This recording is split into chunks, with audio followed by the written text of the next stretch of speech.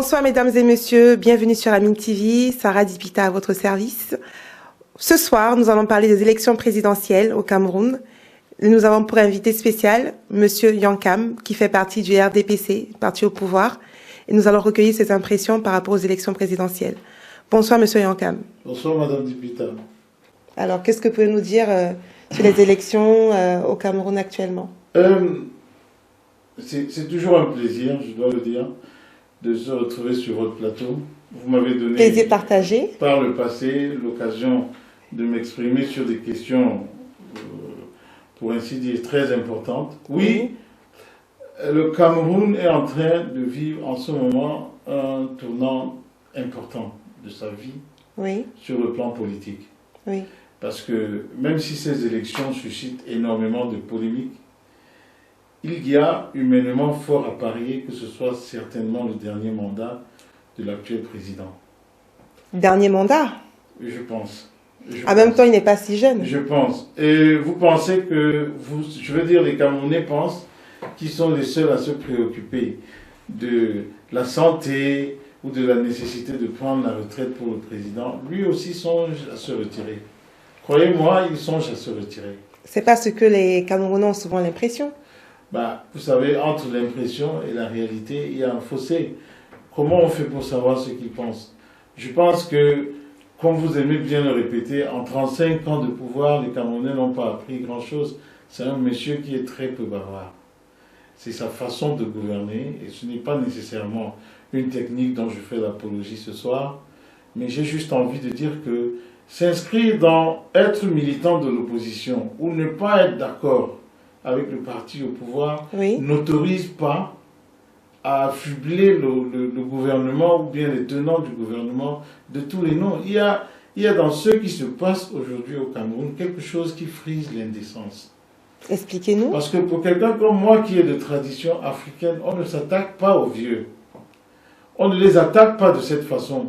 On attend que le vieux suscite, que le vieux demande à être secouru dans ce qu'il fait. Moi, je ne sais pas comment on fait pour appeler incapable physiquement un monsieur qui fait du vélo. Je ne sais pas comment on fait pour le juger incapable de la fonction, alors que nous tous, on a vu dernièrement, quand il a conduit la mission économique en Italie, il a tenu la dragée à toute la délégation camerounaise. Au dernier comice agro-pastoral à Ibolova, c'est resté de mémoire, il est resté 6 heures de temps sur le terrain du comice agro-pastoral, et il y avait dans sa suite des gens qui ne tenaient pas le rythme. Écoutez, alors moi j'ai l'impression qu'on parle très souvent de quelqu'un qu'on ne connaît pas. Ah ben vous êtes très admiratif de ce monsieur. Ah non, ce sont des faits. D'accord. Je n'invente rien. Et je vais même vous dire, je ne le connais pas plus qu'un autre. Oui. Mais les faits sont têtus. Quand le monsieur tient, il faut, à défaut d'être de mauvaise foi, reconnaître que la vraie question ne se pose pas au niveau de ses facultés. Il y en a qui évoquent des facultés mentales, il y en a qui évoquent des facultés physiques. Il y a des tas de choses. La question ne se pose pas là. La question, ce n'est pas est-ce qu'il peut. Alors, qu'est-ce qu'on devrait se poser comme question? La question aujourd'hui est une question qui ne nous revalorise pas en tant que parti au pouvoir. Mais j'ai envie de dire que même si la succession était ouverte au point de remplacer ce candidat, donnez-moi une alternative crédible. Dites-moi qui aujourd'hui, dans l'opposition camerounaise, est susceptible de rassembler un maximum de votes. Vous parlez du RDPC comme s'il s'agissait d'un parti de boiteux, passez-moi le nom. Ah non, je n'ai pas employé cette expression. C'est un parti loin de moi. Énormément d'intelligence. Mais madame, vous savez, je ne fais pas partie de ceux qui vont passer le temps sur votre plateau à flagorner, c'est le mot juste, et à chanter les louanges du régime, à porter les noms en triomphe. Ce n'est pas exactement mon approche. En même temps, en 35 ans, il faut bien faire un bon bilan, parce qu'en 35 ans, le bilan n'est pas si satisfaisant. Vous savez, si on se met à apprécier les choses sous les angles, pour autant qu'ils représentent les 22 millions de Camerounais, les observateurs internationaux et tous ceux qui veulent y aller de leur opinion, eh bien, madame, j'ai fort à parier qu'on n'arrivera jamais à trouver une bonne moyenne. c'est difficile de satisfaire tout le monde. Et M. Paul Biya, moi j'imagine, comme tous les autres dirigeants, a fixé ses priorités. D'accord. Et moi je suis de ceux qui pensent que quand on veut juger quelqu'un, il faut le juger sur ce qu'il avait défini comme ses priorités au départ et être à même de déterminer s'il y est arrivé ou s'il n'y est pas arrivé. D'accord. Vous pouvez nous parler donc de cette priorité, justement? Vous savez, moi je suis un militant, j'anime le parti dans la région où je vis, c'est-à-dire le Royaume-Uni de Grande-Bretagne. Je suis ici depuis un bon moment maintenant. Et pour revenir à mes débuts, je dois vous dire que nous sommes inscrits dans la ligne du RDPC comme une mesure d'urgence. Oui. C'est-à-dire qu'à l'aune des problèmes en Afrique, en 2011, la Côte d'Ivoire et tout ce qui s'est passé ailleurs, nous, les Camerounais vivant au Royaume-Uni, avons simplement dit, devant l'incertitude, nous gardons les rangs. D'accord. Et pour nous, l'idée, c'était d'éviter au Cameroun de sombrer dans le chaos, le sang et tout ce qu'on a vu ailleurs. Et bien, sur ce plan-là, moi, je pense ne pas être un innovateur quand je dis que au moins M. Biya a préservé la paix dans le pays qui est le nôtre. Bon, vous n'êtes pas sans oublier la crise anglophone. Oui, évidemment, la crise anglophone n'est pas quelque chose qui date d'aujourd'hui. Et je veux bien que nos frères anglophones, j'en ai tellement, j'en ai dans ma famille et j'ai des amis anglophones, je voudrais que nos frères dépassionnent la question. Et que même ceux qui prennent le sujet en cours s'asseyent un moment. Oui. Qu'est-ce que les anglophones reprochent au gouvernement camerounais? Le manque d'infrastructures. Oui. Le manque d'écoles, le manque d'hôpitaux, le manque de tout. Vous êtes déjà allé à l'est du Cameroun? Non, malheureusement. Ils ne sont pas mieux lotis. Moi, j'ai eu la chance de fréquenter à différents endroits du Cameroun. J'ai été au nord, j'ai voyagé dans l'extrême nord, j'ai été dans la Damawa, ce qu'on appelle la région de la Damawa aujourd'hui. C'est là-bas que j'allais à l'école. J'ai été à Saint-Ménima à l'époque. Oui. Ce n'est pas comme si on avait concentré l'essentiel des infrastructures d'un côté du Cameroun pour frustrer le côté dit anglophone. Ce n'est pas ça. Ce n'est pas ça. Et aujourd'hui, il faut bien se rendre compte que ceux qui animent ce qu'on veut bien appeler la lutte armée, ce n'est pas des gens qui sont partis au début avec des revendications que du reste, moi je trouve bien fondées. Je pense pour ma part que c'est des gens qui ont instrumentalisé des revendications légitimes pour créer leur business. Revendiquer, demander des écoles, des hôpitaux, des routes, et tout, ce n'est pas nouveau au Cameroun.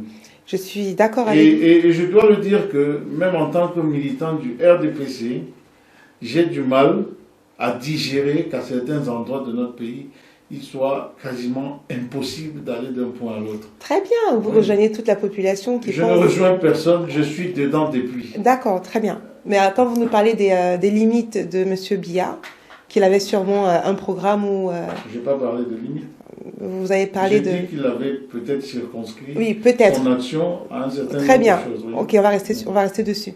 Mais pensez-vous alors que dans ce qu'il a circonscrit, il y a des solutions pour cette zone-là? La première chose, c'est qu'il faudrait lui demander. Je ne peux pas aller demander à M. Biya. Merci. Et la deuxième chose, c'est qu'il faut finalement juger le monsieur à la fin de son œuvre. Je pense que c'est seulement comme ça qu'on peut se dire, il a fait ci, il n'a pas fait ça. Quand est-ce la fin de son œuvre? Comme lui-même a dit une autre fois, qui vivra verra. D'accord, ça fait 35 ans que je vis. Ah mais madame, moi j'en ai 50.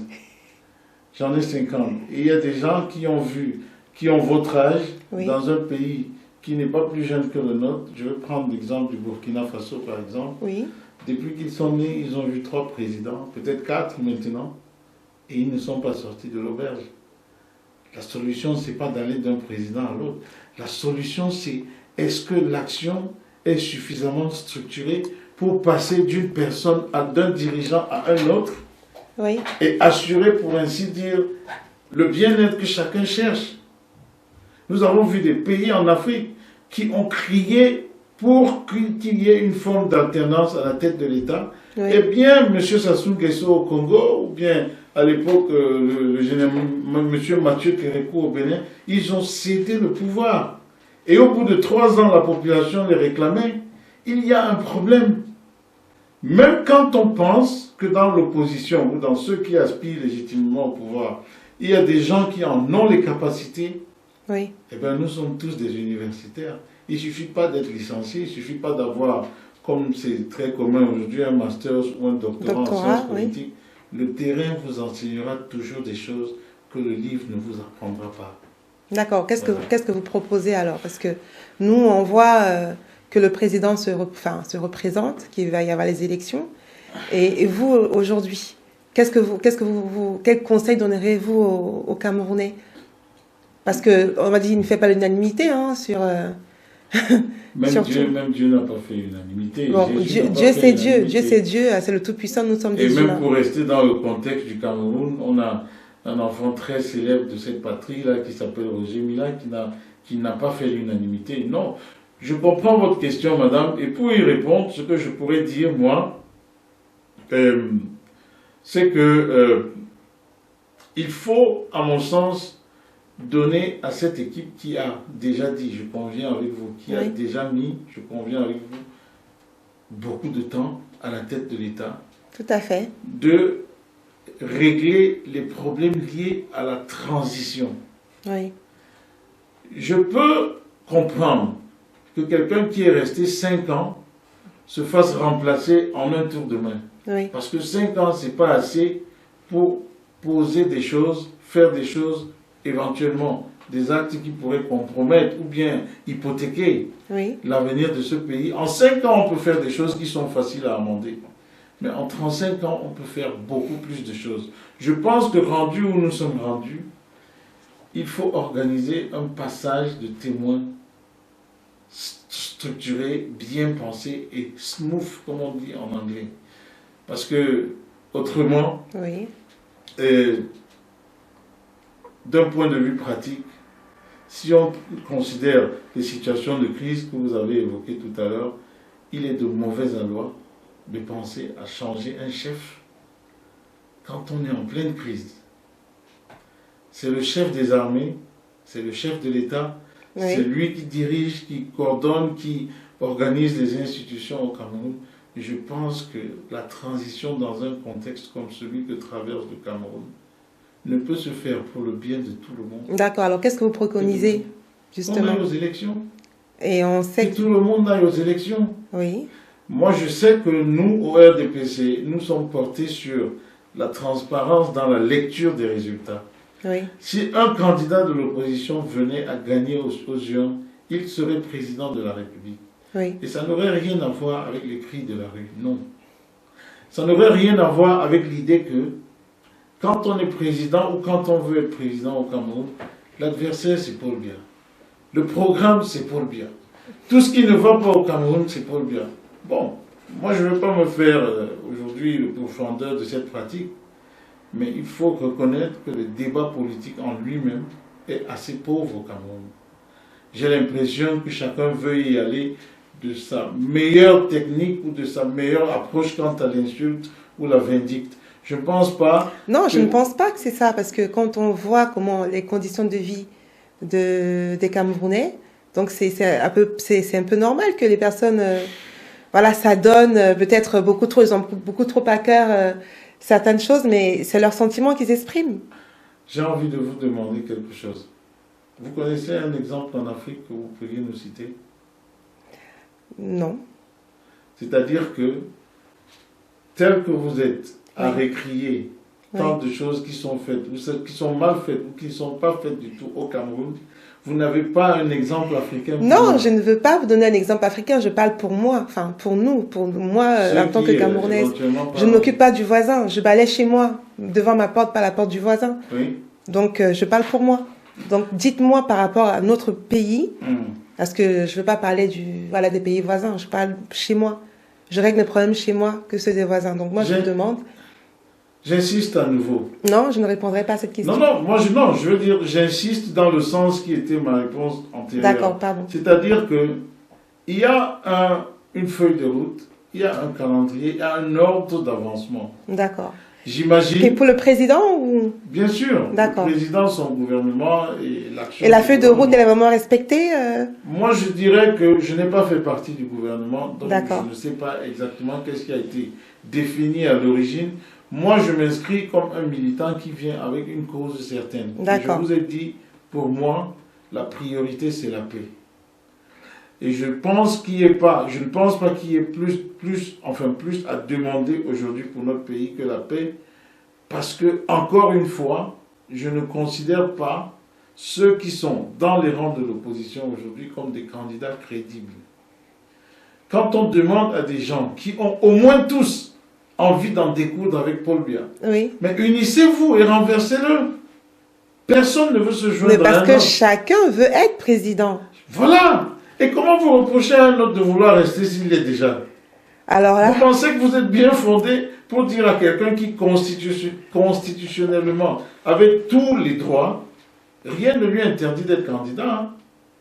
Alors si ce poste suscite autant d'intérêt ou de convoitise, pourquoi voulez-vous que lui n'ait pas envie de rester?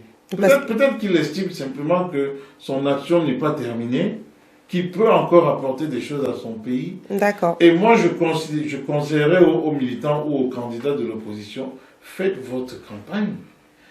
Demandez, sollicitez les votes. Mais laissez ce monsieur tranquille. Il est candidat comme vous, un point c'est tout. Votre programme ne peut pas être Paul Biya. Votre programme, c'est qu'est-ce que vous entendez faire dans la liste des récriminations que vous avez contre lui. Et moi, je vais vous dire en passant que chaque fois qu'on crée un parti politique, la première chose, c'est on veut conquérir le pouvoir. Oui. La deuxième, c'est que si on conquiert le pouvoir, on le garde. Et au préalable, chaque parti a toujours un excellent programme. D'accord, mais pour vous, il n'y a pas d'opposant. Il n'y a pas de véritable candidat. Vous savez, madame, à mon âge, on a expérimenté un certain nombre de choses dans le contexte du Cameroun. Il y a 15 ans que je suis parti. Ceux qui me connaissent savent que je ne me suis vraiment jamais coupé de mon pays. Oui. C'est vrai que n'étant pas physiquement au Cameroun, je passe à côté d'un certain nombre de changements, d'avancées ou de transformations. Oui. Mais vous savez, le pays de quelqu'un, c'est un peu comme sa maman. On n'en est jamais très éloigné. Non. Je pense pour ma part, à les écouter les uns après les autres, oui. Qu'il manque de densité à leur discours. D'accord. Donc je vous envoie faire l'exercice. Si vous les écoutez, au bout de 5 minutes, il n'y en a plus que pour Paul Biya. Au bout de 5 minutes de conversation, c'est Paul Biya. Mais c'est des gens qui vous parlent d'un système universitaire que oui. ce monsieur Paul Biya aura encouragé d'une certaine façon et dirigé, qui a fait des diplômés qui sont aujourd'hui. Oui. Je prends d'autres opposants qu'on qualifie de super capables, qui ont été ministres de Paul Biya. À défaut d'avoir été un bon dirigeant, Paul Biya peut avoir peut-être eu la jugeote de donner à l'époque à un monsieur comme M. Kamto la possibilité d'être ministre. Moi, je dirais dans ces cas-là, surtout à l'adresse de quelqu'un comme M. Kamto, oui. Si vous reprochez à votre patron d'être le genre de gouvernant qu'il est, commencez par lui reprocher de vous avoir fait ministre. Parce que s'il ne prend que de mauvaises décisions, il y a des chances que même la décision de vous nommer ait été une très mauvaise décision. D'accord. Ouais. Donc vous diriez quoi aux Camerounais aujourd'hui, à quelques semaines des élections présidentielles? Moi, je sais de quel pays je viens. Oui. En fait, si vous ne voulez pas que les Camerounais fassent quelque chose, n'en parlez pas. Oui. Parce qu'à la minute où vous parlez de ça, c'est exactement le contraire qu'ils vont faire. Oui, voilà, je voulais dire, si vous ne voulez pas qu'ils le fassent, parlez-en. Quand vous parlez, ils feront exactement le contraire. Ça, c'est mon pays. D'accord. Voilà. Moi, alors, dites le contraire de ce que vous voudriez qu'ils fassent. Non, ce n'est pas ça que je vais faire. Je vais simplement dire que, pour une fois, nous avons une bonne chance de prendre une décision qui, de toutes les façons, va déboucher sur quelque chose de bien. D'accord. C'est-à-dire, oui, ce monsieur aspire à une retraite légitime et il va partir comme il se doit, par la bonne voie, la voie des gens, celle-là même qui anoblit les jeunes démocraties africaines, où on se dit, oui, ce peuple atteint une certaine maturité politique. D'accord. Deuxièmement, Nous avons beaucoup de choses dans notre pays qui font de ce triangle national un pays avec des enjeux particuliers. Vous avez vu, le boom en Guinée équatoriale Oui, est lié au pétrole. évidemment. Les convoitises, la guerre en Centrafrique est liée aux ressources minières. Le Tchad, dans ses petits conflits d'intérêts ou ses petits différends avec la France, c'est son sous-sol. Oui, Le Nigeria, encore, dans ses différentes partitions, c'est son sous-sol. Le Gabon est réputé, pour ainsi dire, la propriété ou la plantation, ou je ne sais pas moi quoi, de la France, c'est toujours le sous-sol. oui, Comme quelqu'un nous a dit aujourd'hui, vous pensez que s'il y a du pétrole au Gabon, au Nigeria, qui est par ailleurs un des plus grands producteurs au monde, oui, au Tchad, oui, en République centrafricaine, il y a énormément de minerais. Au Congo-Brazzaville, il y a du pétrole. oui. Et au sud, au Congo, en Guinée équatoriale et au Gabon, il y a du pétrole. Vous pensez qu'au Cameroun, il n'y a rien? Si ça se trouve, il y a même plus au Cameroun que parce que le Cameroun est au centre. Ah oui, N'est-ce pas? Voilà peut-être où il faut aller chercher, madame, les problèmes de ce pays. C'est comme une, on n'ignore pas tout ça. c'est comme une belle femme qui est tellement sollicitée qu'à la fin, Oui, à défaut de savoir exactement qui choisir, elle prend son temps pour trouver comment on va dire, son élu. oui, Nous connaissons l'histoire du Congo, Kinshasa. oui, C'est ces richesses qui l'ont enfoui. Non. Nous aimons notre pays. Mettons-nous en tête que même si ça va prendre du temps, le dirigeant prochain de notre pays doit être quelqu'un qui est empreint au moins de cette volonté de paix, mais surtout quelqu'un qui peut avoir une vision pour ce pays. Est-ce que je voudrais que ce pays reste un pays de paix dans 10 ans, dans 15 ans, dans 20 ans? d'accord. En conclusion. Allons aux urnes le 7 octobre. D'accord. Je suis naturellement favorable au candidat du RDPC, Évidemment. mais je n'ai jamais pensé que je peux même à mes enfants dire pour qui ils vont voter. Non, de ce point de vue-là, nous sommes suffisamment instruits, les Camerounais, nous savons ce que nous faisons. Mais le conseil, c'est ne nous laissons pas distraire par les discours haineux D'accord. de ceux qui pensent toujours qu'ils ont raison devant les autres. D'accord. Restons humbles, voilà. Je vous remercie beaucoup, Monsieur Yankam, d'avoir répondu à mes questions. Vous avez entendu Monsieur Yankam qui fait partie du parti à l'opposition, donc vous avez jugé. Du parti au pouvoir, pardon. Voilà, donc ça se trouve, c'est un signe pour l'avenir. C'est-on jamais, c'est-on jamais. Non, je ne suis d'aucun côté, moi, je suis neutre. Voilà, je suis neutre. Alors, merci beaucoup de nous avoir suivis. Merci beaucoup à Monsieur Yankam de nous avoir consacré du temps. Restez connectés sur Amine TV. Au revoir.